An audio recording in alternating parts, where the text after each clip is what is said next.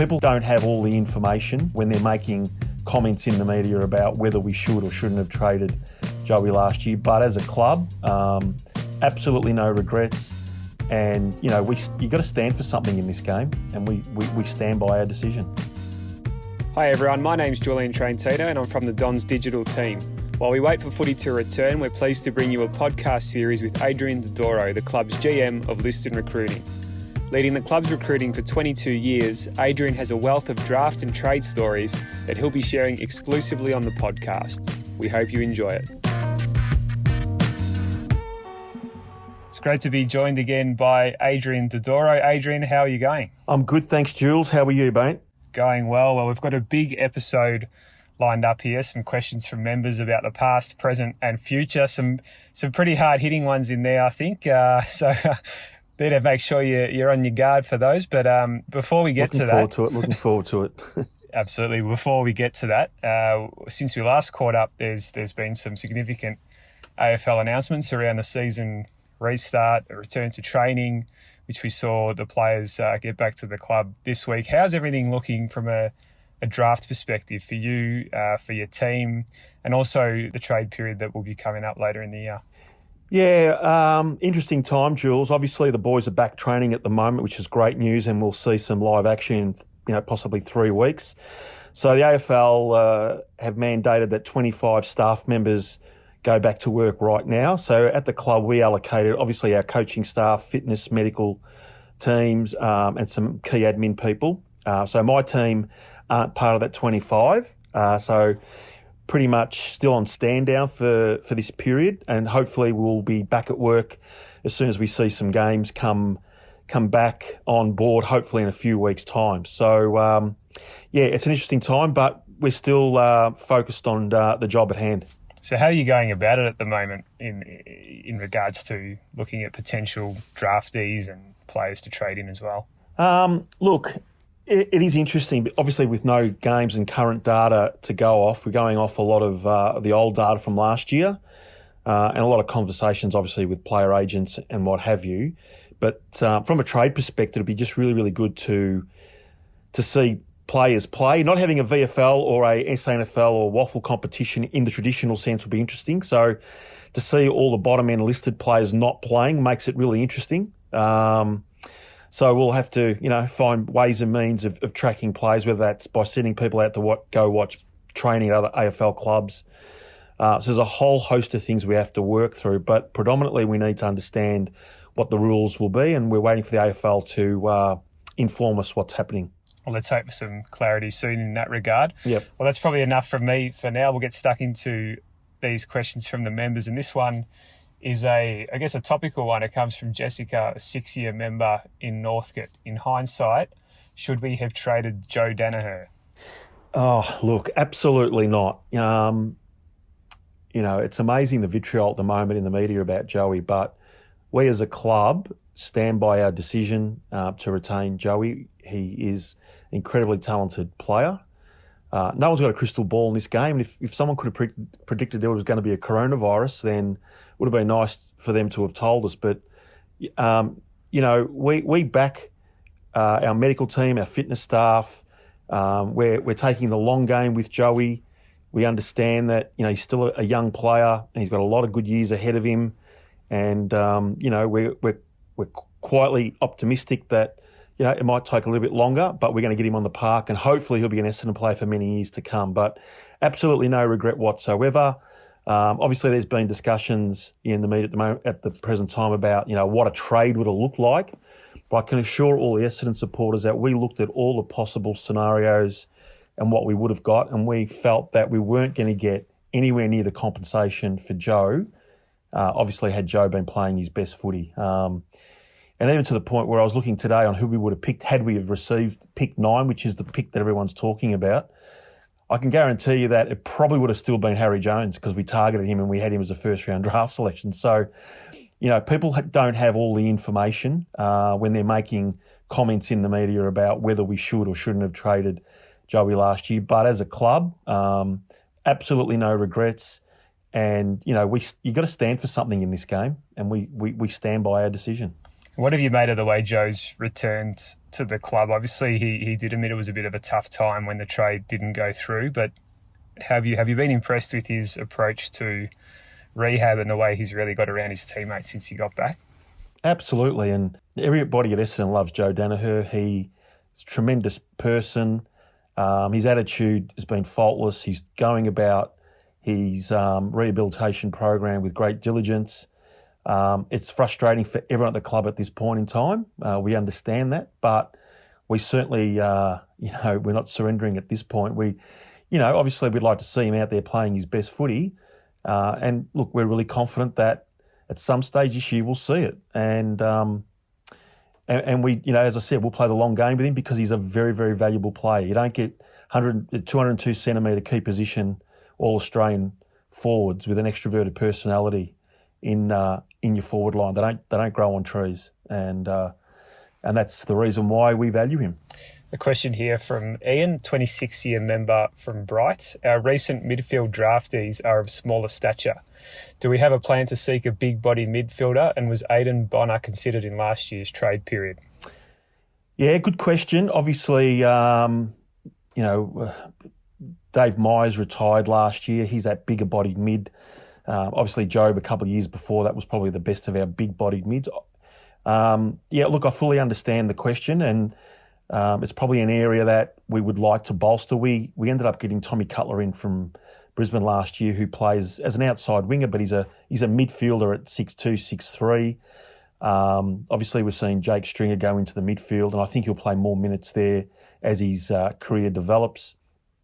We bought Mitch Hibbert in from Williamstown, who's a 6'3", big-bodied mid this year as well. So, and obviously Dyson Heppel, our skipper's a big-bodied inside mid. It's an important part of the game, and look, if one was to become available, we'd certainly look at a bigger-bodied midfield player going forward. As for Aidan Bonner, we certainly looked at Aidan. We just didn't think he was a right fit for us. And we thought that maybe a player like Mitch Hibbert in the rookie draft would give us as much, if not possibly more, which remains to be seen, obviously. But it'd be interesting now with lists being discussed and whether they get reduced or not, and what the ramifications are on lists and how they look in the future. We may have a game of 6'3" hybrids because the lists are a lot smaller in the future. I certainly hope that doesn't happen, but it's something that may happen. I guess this next question is somewhat related to that one. It comes from Len, who's a member for over 20 years. He's from Belrose in New South Wales. And Len asks, why don't the Bombers play Jayden Laverde on the ball? He has great hands, is composed, and has the potential to be the answer to the search for a big-bodied midfielder. Yeah, and look, the other midfield that I didn't mention was Kyle Langford, we actually are really wrapped the way Kyle's coming along at the moment. So, again, he's 6'3", 6'4", and hopefully will develop into a very good mid. As far as Jayden's concerned, we haven't seen a lot of Jayden in the midfield. It's certainly something that I'm sure that Woosha and Truck can think about this year, given the unique circumstances that we've got. He started the year off in terrific form in the pre-season comp and in round one as a forward. He actually can play and was an All-Australian player as a defender as well, so we tend to forget that. But look, never say never. He may get that opportunity. I know he'd love to play in the midfield, and he may get his chance, but that's probably a question for the coaches more than myself. Personally, I think he makes a terrific hit up forward for us. You also mentioned Mason Redman in last week's episode. Yeah. As you have the view for him to go into the midfield. Is that something that you feel strongly about and you really could see happening as well? Yeah, absolutely. And even Connor McKenna's another player that I've always harboured ambitions of getting him around the footy, playing him on a wing and playing him inside. And definitely with Mason. Mason was recruited with that in mind. And we seem to have developed, some really good half-back flankers at the moment. Ridley's coming on for us. Aaron Francis is coming on. Obviously, Sardi, you got Zerk Thatcher, Hurls, Hooker can play back. Paddy Ambrose is ready to go for round two this year. So we've got plenty of options down back. And it may present us with the opportunity to play a Redman in the midfield at times, or Connor McKenna can go up and play as well and give us some more options through there. So I understand that everyone sees the big-bodied mid as a need for the club, but there probably is one or two on our list that could fill that void anyway. And Mason Redmond, of course, he's part of a talented half-back line. There was one that got away who went to Richmond, Bashaar Houli. And there's a question here from Lee, who's a member since the early 2000s from Launceston. What was the story behind Bashaar Houli leaving? I was on his bandwagon, annoyed that he left and didn't see him turning into a half-back. It's also hard to believe James Hird couldn't talk him into staying. Good question, and it's one that I'd like to set the record straight, because there's been recent press that we delisted and let Bashaar go. Well, in a way that may be right, but he walked out on us at the time and we pleaded for him to stay. It was at the time that Matthew Knights was sacked as coach, and then Hurley came on, but he made up his mind that he was going to go to Richmond, and certainly James tried extremely hard to get him to change his mind to try and stay at Essendon. It's one of the bigger disappointments in my career, to be honest, because we'd taken Bashaar and we believed in him, and but he felt he wasn't getting a fair go at the time. He felt that he wasn't getting selected when he should have been selected, and felt that the grass was green at Richmond. And good luck to him. He's become a fabulous player, another All-Australian player, and a Premiership hero at Richmond. And you couldn't get a nicer person than Bashaar. But we certainly didn't let him go. We wanted to keep him. The reason why there was no trade done was because at the time Richmond offered us a pick that we couldn't use in the draft. So strategically, we assessed the best thing for us to do was, if he was going to leave, to put him in the draft, because they had committed to taking him in the pre-season draft. There was whoever was first had already committed to a player, and that would have given us, from memory, it was going to give us the first live pick in the pre-season draft by doing that. And we picked up Michael Hibberd, who went on to be an All-Australian player. So you could basically say we let Bashaar go off the list and brought Michael Hibberd onto the list at the time. So that's how we rationalised it, and that was the reason why there wasn't a trade with Richmond, because they simply didn't offer us something that we could use in the draft. So we wanted to force their hand and make sure they had to take him in the pre-season draft, which then gave us the opportunity to get Michael Hibberd. So, it was a disappointing time, and look, wish him all the best in the future, and hopefully one day we can sit down and have a chat to him, and hopefully he looks back at his days at Essendon as something that helped him with his career. This next one comes from Hans, who's a 21-year member from Wantirna South. Who was the biggest draftee to get away from you, and why did you lose out? Oh, geez, how many do you want to... There are so many. You see, what happens each year, you go into a draft and you have, high hopes and expectations, and then you've got to put your players in order, and, you don't know what clubs are going to do before you. And there's been many instances over the years where a player has gone just before that pick, or, we've rolled the dice at a certain selection and we thought, we're taking this player, knowing that we wanted another player of similar calibre, and we'll say, hopefully we can get him with our next pick. And you're banking that he'll get through to that next pick, and bang, the pick before he's gone. There's so many of those. But look, in recent times, I mentioned last week, Clayton Oliver was one that we really set our sights on getting, and we missed out on getting him. Going back, my staff mentioned Marcus Bontempelli all the time, because I was in love with Marcus coming through, and you could see he was just going to be a fabulous, you talk about big-bodied mid, he's an absolute Rolls Royce. And it was a year that we had draft sanctions, and we couldn't trade down to get him, and that was one that really disappointed me. But in that draft, we ended up getting, Zach Merritt and Orazio Fantasia, which ended up being, really good for the club. Look, there's so many over the years that you look back on, but like Sheeds used to always say, you can't get them all. The one thing about recruiting is that at the end of the draft, every recruiter looks back and reflects on their lot and what they missed out on. And you have a lot of sleepless nights hoping that you've made the right decision. But there are probably two that come to hand. Well, let's look at the other end of the spectrum. This question's from Darcy. He's a member all the way from London. Who is your favourite recruit of all time, trade or draft? Oh, geez. It's like saying which is your favourite child. I think, there's so many of them over the years, obviously, when you've been doing this job as long as what I have. Look, I don't want to give him a big head, because he has got a big head, but the one that stands out is Adam Ramanauskas for me. We have a very special relationship, even to this day. he's just a wonderful person. You know, Joe and Lucy's parents, fantastic people. The day he walked in the door, you could tell he had something about him. And his first season at the club, he won our best and fairest in '99 in the reserves, and the following year was runner-up in the Rising Star in a Premiership team. And I've got no doubt that the year Rama got diagnosed, he was heading towards being one of the elite players in the competition. He was absolutely on fire. He was transitioning from a half-back flanker, back pocket play into an elite midfielder. And he was untouchable in those first 3 or 4 rounds of that particular year. And then came the shocking news. And just the way that young man handled that adversity in his life and showed the courage that he did, it was a hugely emotional time at our football club for everybody. And, you know, he goes down as, you know, again, I don't want to give him a big head because he knows how much I love him, but he's probably one. But there's so many, you know, you look at, you know, current players now, all the guys on the list, like, you know, how could you not love a guy like Dyson Heppel and, you know, Zach Merritt and Michael Hurley and Tommy Bell-Chambers and, you know, the list goes on and on. They're all fabulous people.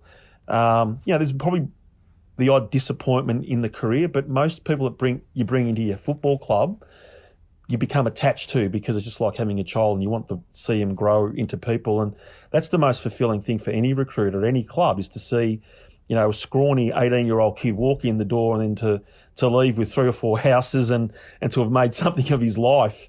And that's the gratifying thing about being a recruiter.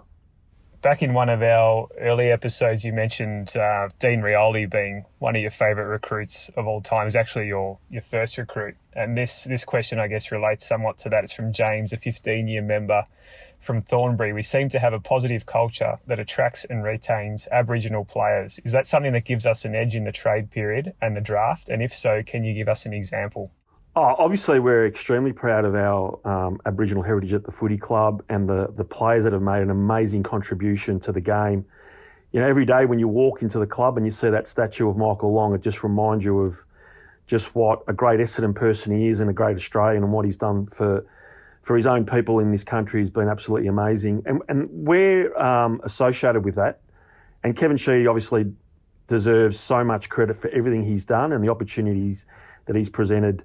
And that's the one thing that I would really implore the AFL to look at the moment is, you know, like I hope that we don't cut lists and cut the opportunities. A lot of the Indigenous players that have made AFL careers have come off rookie lists, whether it's, you know, Aaron Davey, Dean Rioli, and a host of other boys that have, you know, come on as late draft selections. And I think that, you know, it'd be, you know, like, and none more so last year than Marlon Pickett. You know, what a great story that was at 28 years of age to be picked up in a mid-season draft, late in a draft. Now, had you have, you know, cut list sizes down last year, he possibly wouldn't have been the story of the year. So that's obviously something. But as far as our club is concerned, we've obviously got really strong ties in NT, particularly with Tiwi. They're our NGA affiliate up there, and we've done an amazing amount of work. Darren Harris and his team do an amazing amount of work up at the NT, and hopefully we can see some boys transition onto the AFL scene with us in the years to come. But it's certainly something that we're extremely proud of. We've had some terrific Indigenous players come through our club. Davey, Lovett Murray, Dean Rioli in recent years, Paddy Ryder, Courtney Dempsey, just, you know, fabulous talent. You know, we've got a young guy there called Irving Mosquito who's got the best smile in Australia. And, you know, I hope that he, you know, fulfills his potential because he could, you know, he could light up the competition because he's got so much talent. So, we extremely proud of what we do and what we want to do in the future with Aboriginal talent. You know, that's something that we're extremely proud of. And Dreamtime is an absolute, you know, franchise game on the calendar for our footy club. It's just an amazing night, something that we celebrate and something that'll only get bigger. You mentioned Irving Mosquito. I just had a question there about him. How did he get to the club? We know he was sort of always on Hawthorn's radar, and somehow you snuck in and took him with pick 38. How did that all come about? Well, it came about because, you know, when you're picking, you know, late-ish in the draft, you know, mid to late-ish, you're looking for opportunities to find, you know, talented players all the way through. You know, don't get me wrong, but the absolute talent is early in drafts, and then then you're thinking, well, this boy might be a little bit underexposed, but he probably has the attributes to be very, very special. And hopefully in time, he may be as good as a first-round draft pick. That's how we looked at it. If you look at him in isolation and look at just say you looked at his highlights tape, you'd see that when you edit someone like him, he just does extraordinary things. His hand to foot is electric. He's got eyes in the back of his head. He just sees the game. He's tough. He's quick. He's got a lot of exciting attributes. He's going to be one of those players that if he gets it right, and there's a big if, that obviously you don't want to be putting mantles on guys' heads right now and saying they're this and that. But if he gets it right in the next few years, he's got the ability to turn a game on its head very, very quickly. He's a very, very special talent. What Moz has got to do, he's got to, get his head down and become a really professional player, which he's working extremely hard to do. We saw in the Marsh Community Series that, in a brief glimpse there against West Coast, he lit it up. So, obviously there'll be opportunities this year, and let's hope that as we head into round 2, that he can start putting his hand up for a game this year. Let's take it back a bit. This one comes from Richard, a 2-year member in West Meadows. What convinced you to take Scott Gumbelton at pick number 2 in the 2006 draft, and why didn't things work out with him? Oh, this is a dagger in the heart. So you finally get a low pick in the draft. It was pick 2. A couple of things that stand out for that particular year was that the AFL on the eve of that draft eliminated the priority pick selection. So, years before there was, Franklin, Roughhead, Thomas, Pendlebury, Tambling and Delidio, I think, at Richmond. And you saw that clubs were getting a huge advantage by having double dips early in the draft. But the year that we finished second bottom on the ladder, the AFL decided to get rid of that pick, which is another story in itself. But Bryce Gibbs went 1, and for us, Scott Gumbelton could have easily have gone 1. If you ask any recruiter at the time, he should have been an absolutely outstanding AFL player. You've got to look at it like this. He's 200 centimetres. He does a 16 beat, which is absolutely freakish. He marked the ball at its highest point. He went back with the flight of the ball with courage. As I said, could run all day, and he was the prototype key position forward. He had everything that Nick Riewoldt had at the same age. Let's not make any mistake about it. That's why he went pick 2. And that's why he probably broke a lot of our hearts at Essendon, because when we got him at the club, we were so excited to get him. A terrific person as well, fantastic family. He did his medical screening and he passed it with flying colours. But then early on in the piece, he had chronic hamstring problems when he ripped his hamstring really badly. In fact, it was one night against Gold Coast or Brisbane. At the Gold Coast in a pre-season game, going back with a flight of the ball with absolute courage, and he hurt his hamstring really badly. From there, he developed some pretty severe back problems, which required 2 operations, and that was basically the end of his career. Now, again, it's like with Joey. No one has crystal balls in these situations. You pick them on their merits, and he was picked 2 every day of the week. Yeah, that's how the cookie crumbles. And yeah, it's one that, you go to bed every night thinking, what could have been with him, because he should have been an absolute star of the competition. There's also a lot of talk that Essendon would take Joel Selwood at pick 2 in that draft, but what swayed you towards Gumbelton? Well, going into that draft, as I said, the rules changed around the compensation picks. And if we would have ended up with 2 and 4, I can assure you that, and Sheeds will back this up, we would have taken Joel Selwood as well. What happened at the time was that Joel had a knee problem, and there were question marks around that, and there were medical concerns around the durability. And as luck would have it, he's gone on to have an absolutely amazing, durable career, and unfortunately, Scotty didn't. This next question is from Stephen, a 27-year member from Gowan Bray. He asks, everything is easier and makes sense in hindsight, but I'm keen to understand the thought process behind not selecting Cyril Rioli at pick 6 in the 2007 National Draft. David Myers was highly credentialed that year and a worthy selection at pick 6, but I was surprised at the time that Rioli was overlooked given his eye-catching performances in the under-18 National Championships and existing link to Essendon. Okay, it's probably the one question that gets asked quite a bit. We went into that draft, and from a list management perspective, the club wanted a big-bodied midfielder. So that was the priority for us. Now, David Myers at that time was one of the highest or highly credentialed players in that draft. He was playing senior football for Perth Football Club. So here's a bloke at 17 years of age playing senior football in the Waffle. And I can clearly recall one day that Merv Kane and I went to watch him play because we had, obviously heading towards the latter part of the year to make a decision about who we were looking at. And he played, it was Perth versus Swan Districts at Swan Districts. In the first quarter, he had 16 possessions in the first quarter.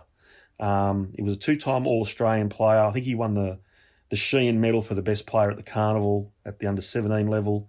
He was highly credentialed, highly touted, seen as a potential leader at our club, and that was the reason why we took David at that pick.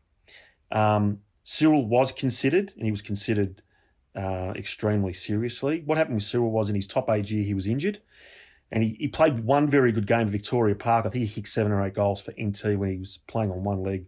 He was isolated. Other than that, he had a fairly quiet year due to injury. He actually did his AIS training with us. Heard he ran through him, broke his collarbone, and he was obviously living with Dean Rowley at the time. So we certainly knew him. We thought he was going to get through to our second pick, if truth be known. And congratulations to Hawthorn. They picked him. But the other reason why we never selected him was because, one, there was an absolutely crucial need to bolster our midfield with a big-bodied mid. And we had just brought into the club, Leroy Jetta and Alwyn Davey, who were 2 Indigenous small forwards as well. So we thought that we had that end of the ground covered. And Cyril went on to be an absolute superstar of the competition. We know that. And a Premiership player. And, he's one of the all-time greats of the comp. But, at the time, that's what we decided. So, that's how it went.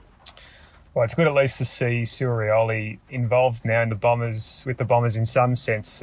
He's the assistant coach at the Tiwi Bombers, of course, and doing some great work up there. But our next question comes from Martin, a 10-year member from Clyde North. In the 2008 National Draft, Michael Hurley was selected at pick 5. What transpired in the lead-up and at the draft table? The media had been speculating on who the Dons would take with their first pick. Yeah, no, it's a good question, and I remember that quite clearly. Heading into that draft, we had Nick Naitanui number 1 clearly, and we had Michael Hurley number 2 clearly. So we thought that Hurls had no chance of getting to our pick. So we were debating who would get through to that selection, and we thought it would be either Steve Hill or it would be Steele Sidebottom. So they were the 2 players that we thought that we would be drafting, one of those guys. So the debate was mainly around them because we thought Hurls wouldn't get through to us. Yet our list management strategy clearly said to us that we needed to bring a tall defender into the club. It was actually a great process. I remember that Merv and I were really keen on Hill. Nida was really keen on Steele Sidebottom. So either way, we thought we were going to get a really good player that would come in the door. And it was only the night before the draft that when we did our numbers that we'd realise that Hurls was going to get through. So we sort of had a mini celebration between us because obviously we'd rated Hurls, at number 2 in the draft, and he was a key position player.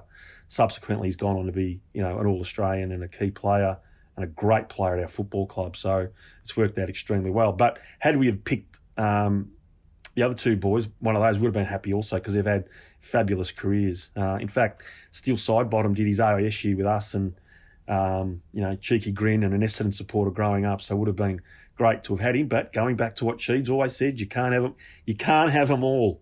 So that was the reason that Hurls got to our club that year. That was the methodology around that selection. And then with David Zaharakis that year, he didn't get picked up as a 17-year-old. And we always look back at references, and Merv and I got a massive reference from a guy called David Dixon who coached Vic Metro that year, and he absolutely loved David Zaharakis, and that always stood out for us. And it was either him or Dane Beams that we were looking at for that selection. So I think, it's worked out pretty well for us, both terrific players in the draft, and we went with David Zaharakis. So end up being two Northern Knights boys coming to the club, and both boys have been terrific servants of our club, and hopefully they can win a premiership before they retire. And a real friendship too that they've forged, which is great to see. This next one's from Tracy, a 20-year member from Kew. Her question is, did the Asada saga rob us of a premiership? Geez, talk about opening up old wounds. Look, the only thing I'll say about that is that when Hurley and Bomber got to the club, we worked extremely hard in our list management strategy, and everything that we wanted to achieve in terms of putting a team on the park basically came to fruition. If you look at the team around that time of the Asada saga, we had 9 players that we'd accumulated that went on to either be All-Australian players at the time or become All-Australian players after that. Watson ended up Brownlow All-Australian. Michael Hibbard obviously went to Melbourne and became an All-Australian. Paddy Ryder, became an All-Australian player. Hooker Hurley as a key position combination, at the peak of their powers. We got Brendan Goddard as the first ever free agent to the club. Joe Daniher as a young guy burst onto the scene, All-Australian key forward. Zach Merritt became an All-Australian, and obviously our skipper Dyson Heppel. So 9 players that were all in that team around 12, 13, 14, 15 were of All-Australian standard. I think that probably tells you that there was a window there. I firmly believe that. I know Hurdy firmly believes that as well. But what happened, and we had to pick the pieces up and put it together. And I think that now we're in a position where blue skies, and I think we're in a good position now also. So where do you think the team sits now in the premiership window? And if it's not something that's attainable right now, what do you think's missing? I think it's a very, very even competition. I think that there's not much between all clubs in the competition. I sincerely mean that in terms of talent. I think that you need a little bit of luck to go your way, but you need continuity. So you need groups playing together for a long period of time. You're seeing Richmond at the moment, they've been together for a significant period of time, and they've come together really well, and they're a cohesive group. And you've got to have luck with injuries. You've got to get your best players on the park. That's why it's crucial that we get Joey on the park. It's crucial that we get Dyson Heppel back. Your best players make the difference. There's no mistaking that. And a lot of times the excuse often is that your best players aren't on the park. And that goes for every club, not just us. I think that we're in a position right now that there's a lot of exciting talent, and there's a huge upside in a lot of our players. We get Devon Smith back at the moment, a best and fairest winner. There's a number of players that we're coming into form. Our game style looks like it's going to stand up in big moments. Sure, there's some areas of our lists that we'd like to keep building on. I think that we'd like to get another midfielder in the door. There's no doubt that we would like to do that. We'd certainly like to fit Joey up forward, and if not Joey, then someone else to put their hands up, because our entries inside 35 at the moment are really, really good.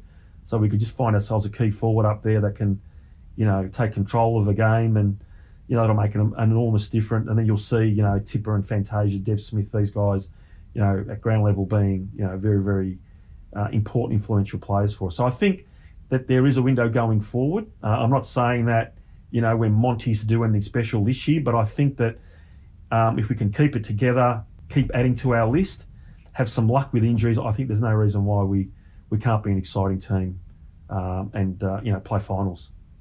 This next one is from Russell, a 22-year member from Brentwood. How are the future academy and father-son players developing for the next 3 seasons? Which ones are exciting you the most? Obviously, and a big shout out to Heath Hocking, who, as our James Hird Academy coach, has done an amazing job, working extremely hard with all the boys. We've built a really good academy at the club, and obviously there's obviously going to be question marks going forward with retention of certain services, such as developing younger players. So hopefully we can keep that one going, because it's really important. But there's no father-sons on the horizon this year, to be perfectly honest. But there's a number of kids, and I won't mention all of them, but there's some boys that we're excited about to see what they can deliver. Obviously, Alwyn Davey He's got the twins, Alwyn Jr. and Jaden, terrific young kids, already taller than their dad, which is very interesting. But they've relocated from NT down to Xavier College, and they're going really well. Jaden had a knee reconstruction late last year, and he's overcoming that. They're 15 years of age, heading into their 16th year, so hopefully, over the next couple of years, we'll see two exciting players come through there. Tex Wanganine's another boy, Gavin's boy, who has relocated from South Australia to go to Xavier College as well this year, so it gives us an opportunity to keep a close eye on Tex, and he's at Oakley Chargers. Joe Macee's got a young boy called Josh Macee who's playing at Calder Cannons, and he is a big raw-bone kid. You talk about big-bodied mids. He could potentially be that player down the track. He's bigger than his dad. He's about 6'3", probably 6'4", and it's just been really fascinating to see how this young bloke has grown in front of our very eyes. So he's got some exciting attributes actually, Josh.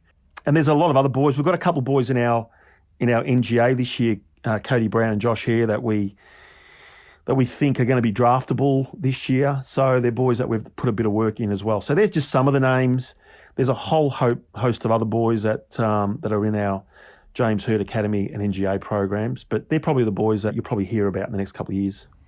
An exciting future indeed. There's been a lot of talk in the media, I guess, about some potential changes to the draft for this year and beyond. But this next question comes from Rob, a 15-year member. What are your thoughts on lifting the draft age? I don't mind if it's in the next year or two. There'll be a lot of 18-year-old boys this year that don't get drafted purely because we haven't seen them play. So you want to give them the opportunity to showcase their talent next year as 19-year-olds. But I do like the 18-year-old age. I think it just suits our game with VCE. It stood the test of time, in my opinion, over a long, long period of time. So I personally would leave it at 18. But I can see a lot of the arguments for lifting the age group. What you got to remember is that if a boy's 18 years of age and he doesn't feel he's ready to be drafted, he doesn't have to nominate. And he can nominate as a 19-year-old. Before we lift the draft age, I personally would like to see what the second tier looks like and how that's formulated going forward. So for me, I would leave it as it is. And one to finish on from Roger, a 2-year member from Thurgoona. His question is, who has been the greatest influence on your career as Essendon's top recruiter? No doubt, two people stand out for me, two people that I am indebted to, and that's obviously Sheeds, the great Kevin Sheedy. Having worked so closely with him over many, many years, I just studied him. I was just fascinated with his football brain. He was just so giving to me and still is. I consider him not only a mentor but a great friend, and he's the godfather of the Essendon Footy Club as far as I'm concerned. He was so ahead of the game in all facets of it, whether it was the game, whether it was tactics, whether it was football psychology, the patience of developing people, players within football clubs. Just a fascinating person. You could do a thesis on him, and his ability to coach on match day was absolutely outstanding. So he was one that I'm indebted to and learnt so much of. And the other bloke who equally important in my career has been Merv Kane, who is a fabulous person, someone I've known for many years now, someone who I assisted when he was a reserve coach at Essendon. So he was coaching the reserves and I was his assistant, and I learned so much under him. And we formulated a relationship that obviously I got him back to the club, and he was our recruiting manager up until last year. So, just a fabulous person, someone who's got fantastic principles. He's an honest person, hard work ethic. And if you want to build culture within a football department, he's the sort of person that you want to learn off, because he has all those traits that you want in a great person. He's a hard worker, great work ethic. So he'd be one. The other person that I learnt a lot off and needs to be recognised is Noel Judkins. So, when I was in my younger days at Essendon, I would always pop in and, pick Juddo's brain. As far as I'm concerned, I think Juddo, for me, is the greatest recruiter the AFL's ever had, VFL/AFL has ever had. In days when there wasn't the technology that there is these days, his ability to pick players for our club and win premierships was absolutely amazing. And He is still, to this day, an important member of our recruiting team. He still works with us, and he's an important mentor to our staff. So, Sheeds, Merv, and Juddo would be three that I would mention. Well, we've had some fantastic questions from members, but before we go, it'd be remiss of us not to touch on what their support means to you personally. Adrian, you've been at the club for several decades. How significant is the support of the members, especially during a time like this? Unbelievable. As I said last week, we've got the best fans in the competition, and I think our fans are the envy of every club after what we've been through, the way we stick together, and that's why that next Premiership is just going to be so fulfilling for everybody.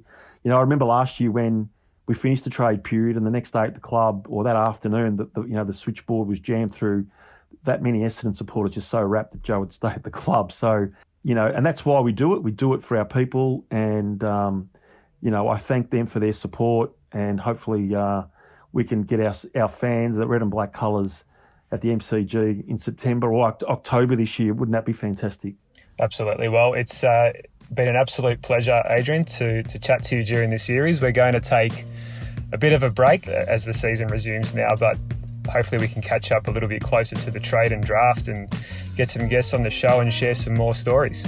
Yeah, thanks a lot, and a big thanks to you, Jules. You've done a fantastic job, and a shout out to Grayson, who also does a lot of work in the background for us. And hopefully we'll see each other soon. And before we go, just a final thank you to Orchard HRA, the sponsor of this podcast, for making it possible. We wouldn't have been able to do it without you guys, so a big thanks.